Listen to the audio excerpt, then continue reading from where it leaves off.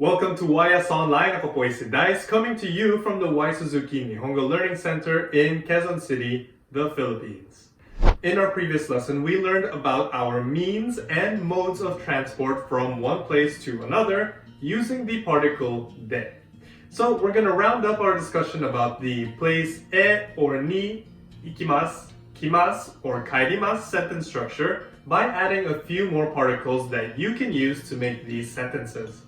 So, today we're going to talk about particle to, particle ne, and particle yo. So, handa na ba kayo matuto ng Japanese in Tagalog? Okay, let's get started.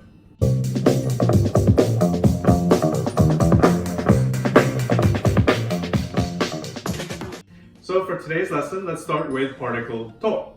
In English, this means with. So this can also be used for saying and, but let's focus on the first one, no? So ang focus natin ngayon ay ang movement sa isang lugar.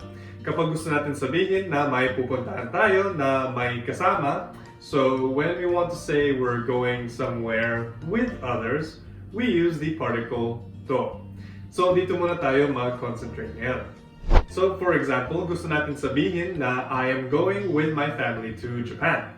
We say, 私は家族と日本へ行きます or 私は家族と日本に行きます Pupunta ako ng Japan kasama ang pamilya ko. Ang sentence structure natin dito is topic wa, noun to, place e, movement verb. Halimbawa, past tense naman yung pinag-uusapan natin. We simply conjugate the movement verb in the proper form. So, I went with my family to Japan. We say, 私は家族と日本へ行きました. Pumunta ako ng Japan kasama ang pamilya ko. Past tense na siya, no? Kapag hindi ka pumunta kahit saan ng nakaraan, you can use the expression 私は家族とどこへも行きませんでした. So, past negative tense naman siya. Now, if you need a refresher on this, make sure to check out the links in the description box below. Alright, this time naman gusto natin sabihin na pupunta ako ng park kasama ang aso ko. I am going to the park with my dog. Ang aso sa Japanese ay inu. Ang park naman is koen. So, in Japanese, ang sasabihin natin ay 私は犬と公園へ行きます or 犬と公園に行きます Kung mapapansin natin, naka-parenthesis ang watashi. Hindi ko na rin siya sinabi, no? Dahil pwede na natin siyang hindi sabihin kapag naiintindihan ng listener kung sino yung pinag-uusapan ng speaker. So in this case, the speaker is talking about himself or herself and understood na yan. So hindi na kailangan sabihin. But what if we want to say that I went alone? So, mag-isa lang tayo gumalaw, no? We'll use the term hitoride. Hitoride means alone or by myself in English. All by myself, don't wanna be... Anyway, let's take a look at an example. I'm coming to Palawan on my own. So, darating ako ng Palawan ng mag-isa. Medyo sad, no? Joke lang. Malay mo, may makilala tayo doon, no? Anyway, sa English, ito ay hitori de Palawan e kimasu. Hitori de Palawan e kimasu. Okay, so tingnan natin ngayon kung gaano kagaling ang memorization natin. For our mini challenge right now, hulaan natin ang particle na gagamitin sa statement na I go with my family to Japan by airplane. Madali lang ito dahil kakatapos lang natin gamitin ang kazoku at nihon sa sentence. So ang airplane sa Japanese naman ay hikoki. Hikoki.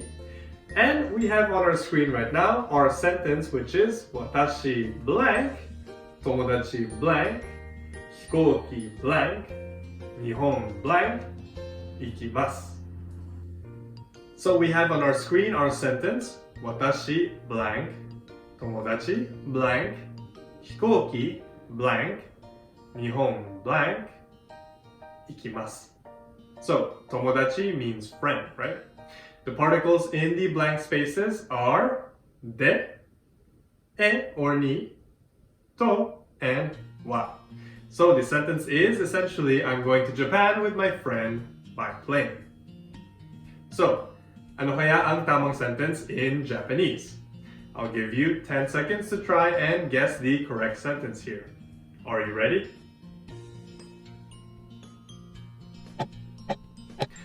Okay, so the right answer here is Watashi wa tomodachi to hikouki de Nihon e or ni ikimasu. Watashi wa tomodachi to hikouki de Nihon e ikimasu. Madali lang, diba? I'll have more challenges for you in a bit, don't worry. But before we move on, we'll go to our next particle for today, which is the particle ne. So our sentence structure for this is topic wa, adjective desu ne. Particle ne means indeed in English. Or sa Tagalog, it means tama diba? Or hindi ba? Ginagamit ito kapag gusto natin i-confirm ang sinabi ng speaker. So it's used to affirm what the speaker is saying, and we usually place this at the end of the sentence. Okay, let's take a look at some sample sentences together. Halimbawa, kumakain tayo sa restaurant and gusto natin tanungin ang kaibigan natin tungkol sa ramen. So let's say this ramen is delicious, right? Ang sarap nitong ramen, hindi ba? In Japanese, it's kono ramen wa oishii desu ne. So, normally, mag-agree yung kasama natin sa ganitong tanong. Ang dali lang yan, no? Alright, let's try another one para ma-master natin. One more example. Imagine natin na nasa Shinkansen tayo or nasa bullet train. Napakabilis nito pero parang hindi ka gumagalaw sa loob, no? Ang kasama mo sa loob nagsasabi sa'yo na, wow, this bullet train is convenient, isn't it? Or, in Japanese, it's Shinkansen wa benri desu ne. Or if we want to use our place e or ni, ikimasu, kimasu, kaerimasu sentence structure, we can say something like ginko e ikimasu ne. So para nagsabi ka ng pupunta ako ng bangko, okay? Madali lang, diba? Now, our last particle na tatalakayin natin for today is the particle yo. So, para din siyang particle ne dahil sa dulo ng sentence din natin siya nilalagay. Ginagamit si yo para i-emphasize ang information, views, or judgment. So, let's say you're trying to make a point, you can use the particle yo at the end. So, let's say mga previous lessons natin, ginamit natin ang sentence na Watashi wa densha de ikimasu. So, I am going by train, no? Kung gusto natin i-emphasize na pupunta tayo by train, we can add yo to the end of the sentence. So, bali magiging densha de ikimasu yo. So that's it for today's lesson. Thank you very much for watching as always, and be sure to like and subscribe to our channel and turn on that notification bell.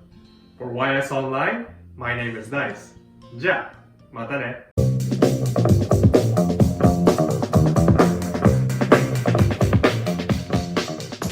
If you're a full member of our YS Online program, be sure to use the quizzes and other resources available to you.